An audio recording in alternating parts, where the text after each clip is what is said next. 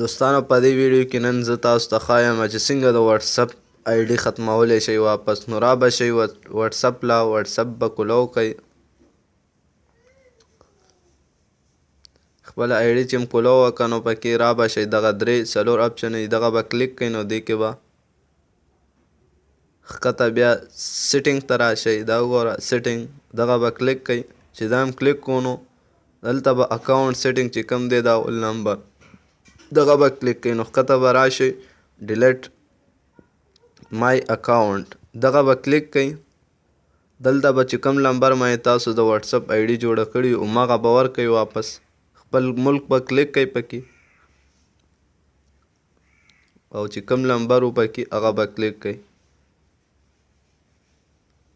او ډیلیټ اکاونټ به کلیک کوئ. دلته به بیا ډیلیټ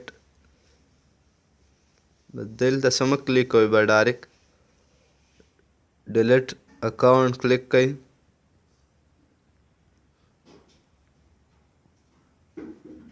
د ډیلیټ اکاونټ چې کلیک کوئ بیا به یې کلیک کوئ داسې نو ستاسو د واتساپ آی ډي به مکمل ختمه شي.